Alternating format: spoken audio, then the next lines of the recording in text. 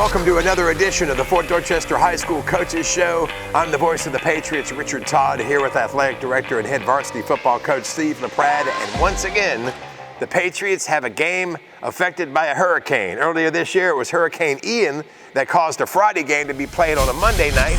Now you're in the playoffs, and you got a Friday game being played on a Wednesday night before the storm gets here. This time it's Hurricane Nicole. Talk about the decision to play on Wednesday and the short week of preparation. Well, I talked to Coach Brown. We're good friends, and I talked to him on Sunday, and they had their coaches meetings on Saturday, whereas we meet on Sunday. So, he told me, he says, hey, I said, it really looks bad Thursday and Friday. I said, but you know how coastal weather is. My God, it could change. And he said, well, you want to go Wednesday? I said, you don't mind going Wednesday? He said, no. So, I'm not that's usually quick 5A football, but our kids hadn't got there on Sunday, so we got to do some stuff on Sunday and got a little bit ahead of the week. And I think now with seeing what's going on, I don't know how bad the storm's going to be, but I've heard that school may be canceled or is canceled Friday. So normally you don't get to practice in our county if the school no extracurricular activity. So I'm glad we play because we don't have turf. So if it rains 3 inches here, Thursday, Friday, Saturday would not have been a great option for us either. So I think I'm happy we came out on top and it worked out good. Our kids were fine. And, we didn't get anybody injured and got a little extra time to get ready for the next week. So I guess it was a good decision. Well, it was another twist to the 2022 season that's had a whole bunch of them for Fort Dorchester, and a berth in the lower state semifinals was on the line. We'll get to the action as the Berkeley Stags take on the Fort Dorchester Patriots, and we'll get to that next here on the Fort Dorchester High School Coaches Show.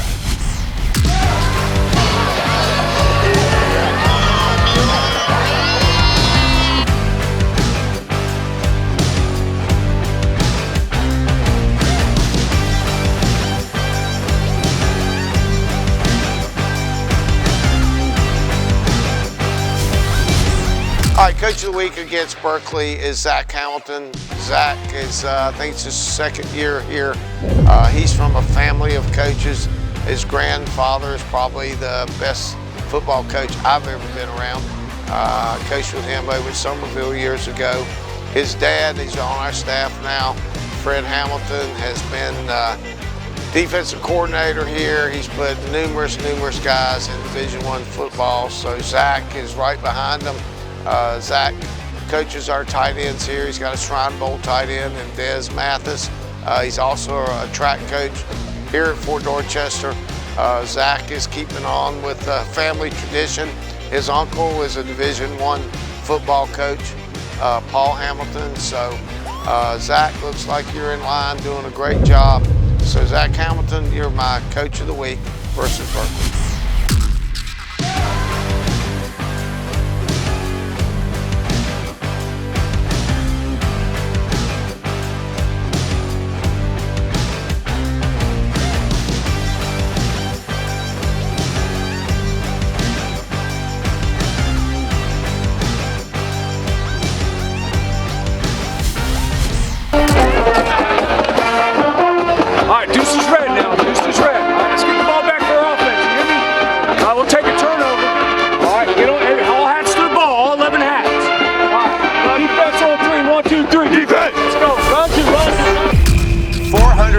Yards rushing for the Patriots, 2 100-yard rushers, heaping helping of Zion Reynolds and Davion Brown to start the game in the first quarter as the Berkeley Stags come to Bagwell Stadium and Patriot Field to take on the Fort Dorchester Patriots in a second-round playoff matchup. And Coach, you had Ryan Campbell would come in later on and get over 100 yards rushing, but Davion and Zion really set the tone, as did the offensive line. They did. Those guys have been workhorses, and I think Davion went over 1,000 yards tonight, and Zion is right at 1,000. That might be the best 1-2 punch in the state. You hate to say things like that, but yeah, they're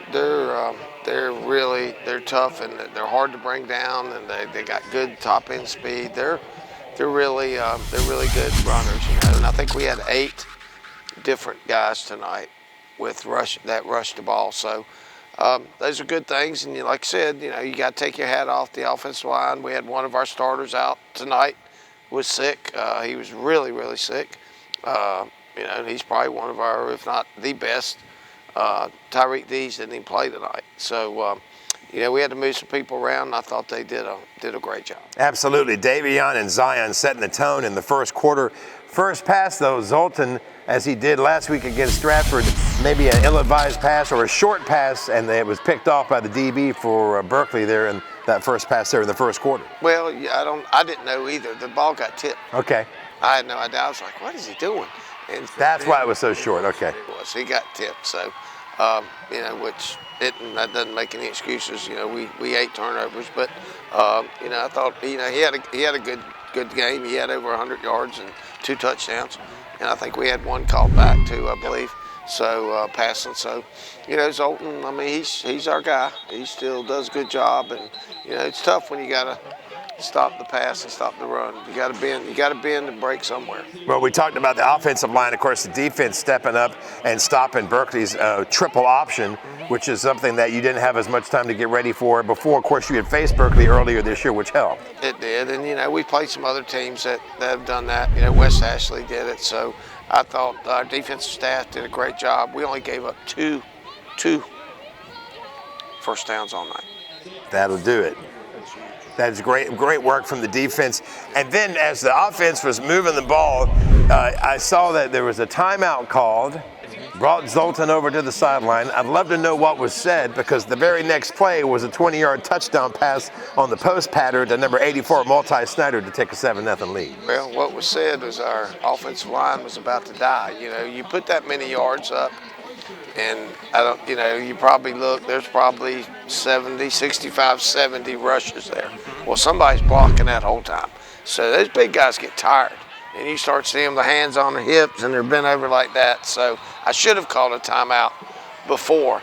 They were really tired one other play, and they kind of screwed it up. So that's what that was about. It wasn't really, we talked to Zoltan, but it wasn't about something Zoltan had done wrong. It was giving our guys a little chug of water and putting that ball in the end zone. That was a nice pass on the post pattern there for a Multi's touchdown from Zoltan. Yeah, that was a big time. Multi is big time, and Zoltan had plenty of time to stand in the pocket there too. The offensive line gave him a lot of protection. 7-0 Patriots, which would be the score at the end of the first quarter.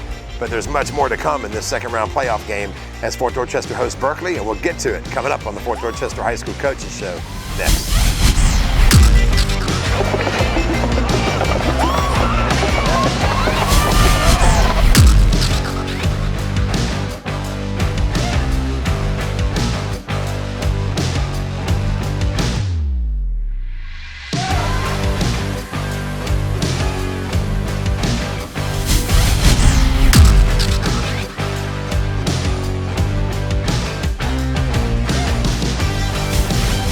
Welcome back to the Fort Dorchester High School Coaches Show. The Patriots lead the Berkeley Stags 7-0 in the second round playoff action as we go to the second quarter. And again in the second quarter, Davion and Zion. Davion Brown, Zion Reynolds, a great 1-2 punch at running back. And you guys, again, 430 yards on the ground, 2 100-yard rushers. The offensive line really opening up holes and protecting Zoltan when he had a chance to pass. You'd have Davion, first drive of the second quarter, really get a lot of yards. Zion would punch it in from 4 yards. Then the next drive, Davion Brown running a whole bunch and then getting it in from 6 yards. And just like that, it's 21-0 Fort Dorchester in the second quarter. Well, it's so easy to come in here and, we got guys running the ball and throwing the ball and catching the ball, and we kind of sometimes don't give our defense enough credit. I mean, we had short fields, we had turnovers, they were physical all night, they were fast, they rallied to the ball. We had multiple tackles for loss. I mean, anybody that plays somebody that runs flexbone, you hold somebody that runs flexbone to 2 first downs. Let me tell you something. Berkeley won last week now. They're in the second round for a reason. They beat a higher seed.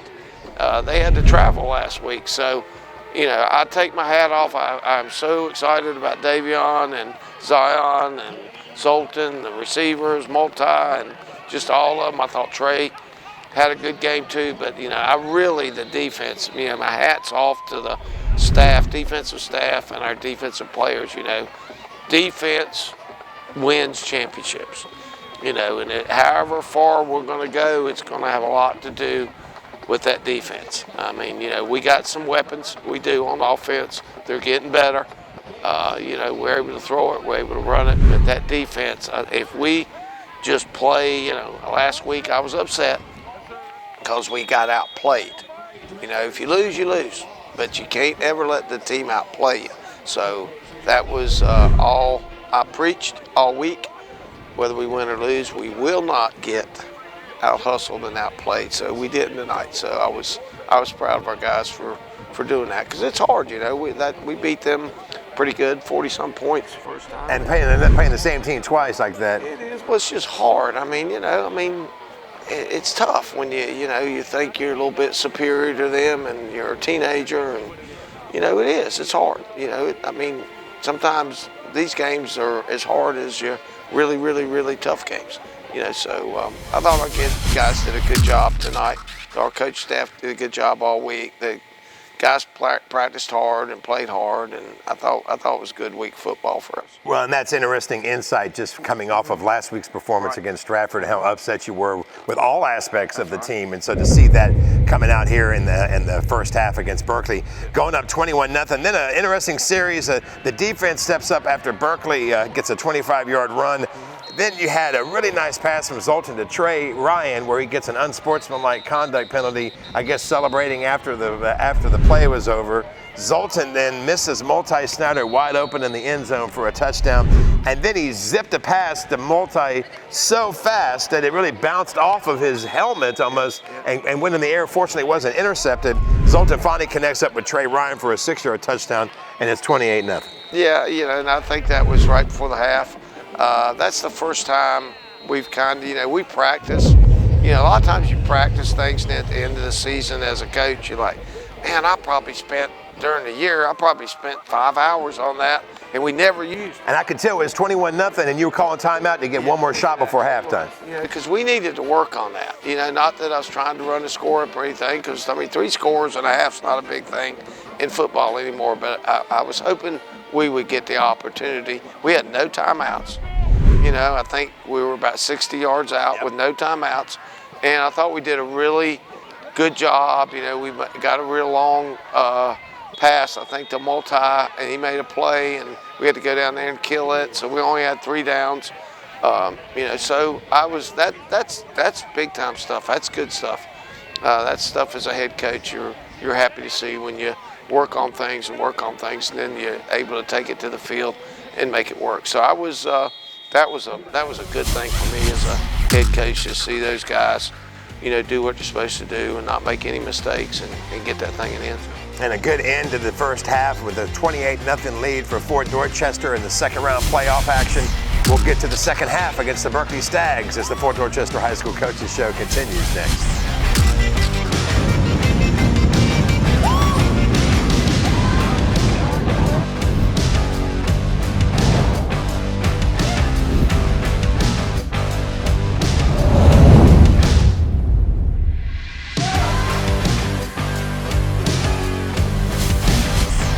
Okay, my offensive player of the week against Berkeley is Davion Brown. Davion Brown, number 2, a junior running back for us. Davion had 21 carries tonight for 170 yards. Only played really 2 quarters.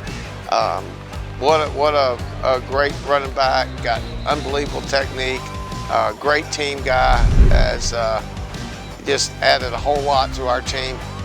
So Davion Brown, you're my offensive player of the week against Berkeley.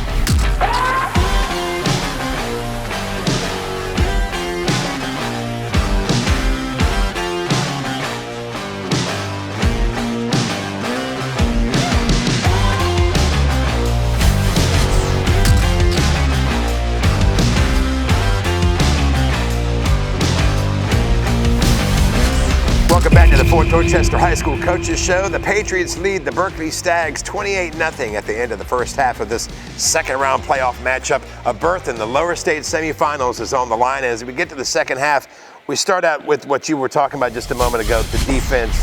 The defense, one of the things is not playing hero ball when you're playing against a triple option. You got assignment football in a way. Only giving up 2 first downs for the whole game. Just amazing. Calling out names like DeAndre Jones, Peyton McMichael, the guys up front. The defense just really stepped up tonight. They did. I thought they played great, and it is, everything. Football has went through a change, and everybody likes throwing the ball around, and that's all. How many plays you can get and throw it around, and don't pound the ball and run it down somebody's throat. And then of course, on defense, all the defensive ends want to be like the NFL and pass rush and not worry about the run and lay your ears back and go. And I commend our guys, because you have to play assignment football. Somebody's got to dive, somebody's got the quarterback, somebody's got to play the quarterback to the pitch, somebody's got to take the pitch. And if you know that offense, and they tried it a few times, they went in, they looked like to me that Coach Brown was going to throw the ball on second down when it was anything more than 6 or 7.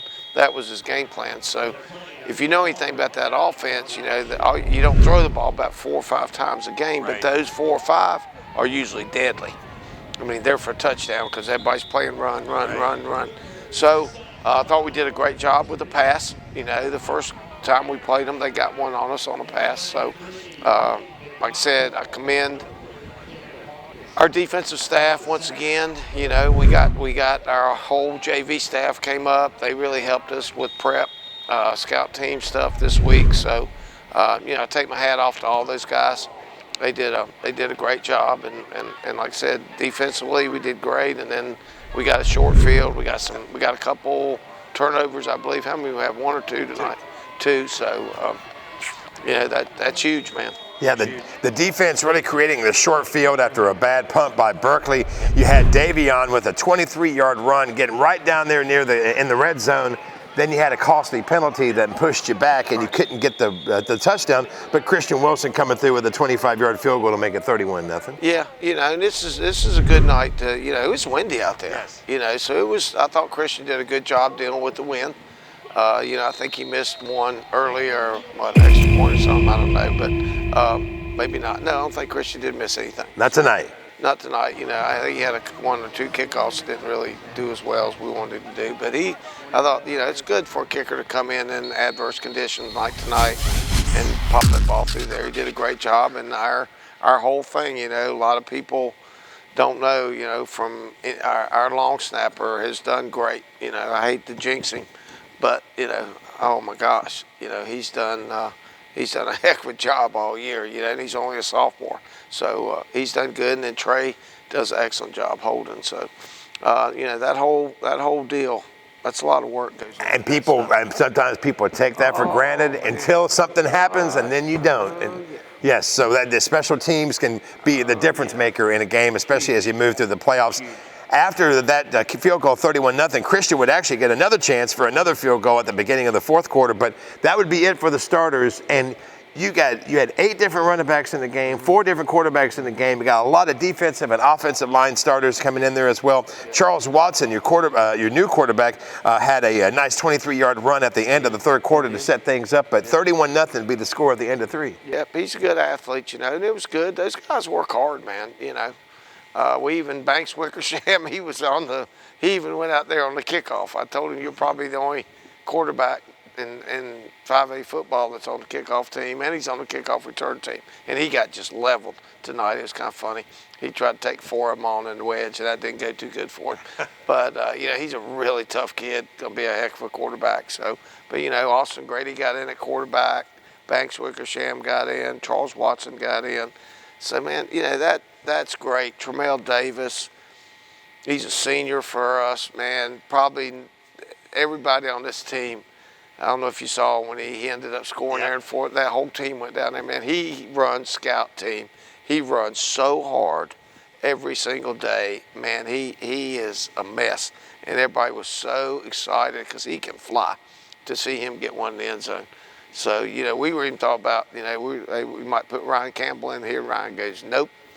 He wanted Tremel to score that touchdown. So that's what team mates are all. That's exactly what I was saying, that the way the team is really coming together and to get this great playoff experience for the second and third stringers, the future of Fort Dorchester football. And the fourth quarter is going to be a lot about the future of Fort Dorchester football, not only the playoffs as we continue in the postseason, but the coming seasons as well. And we'll get to that as the Fort Dorchester High School Coaches Show continues next.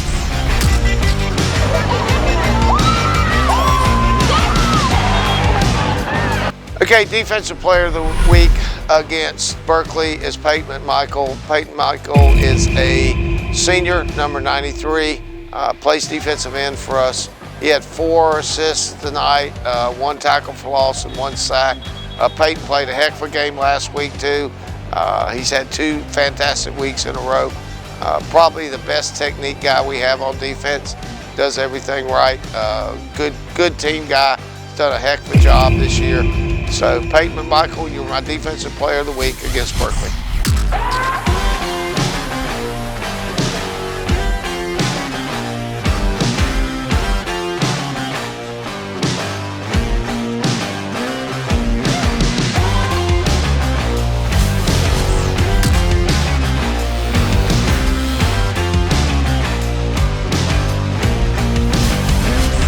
Welcome you back to the Fort Dorchester High School Coaches Show. The Patriots lead the Berkeley Stags 31-0 going into the fourth quarter in this second round playoff matchup.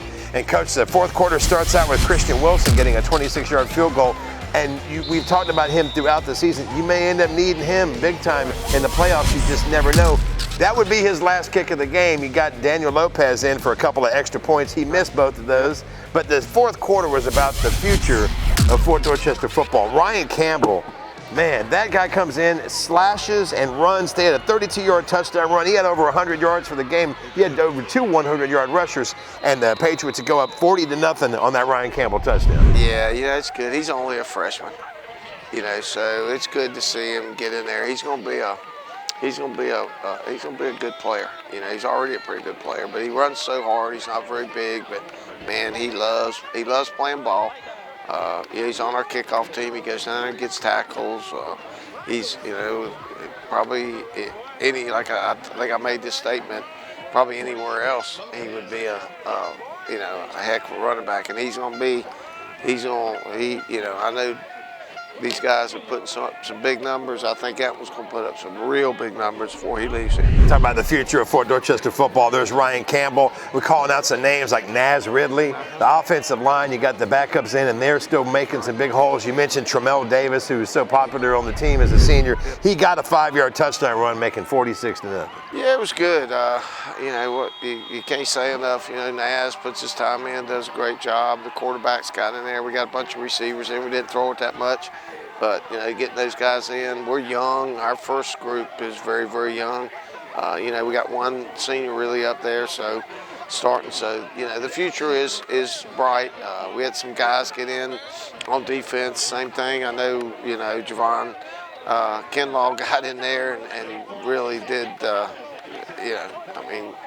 he's a stud. He really did a great job,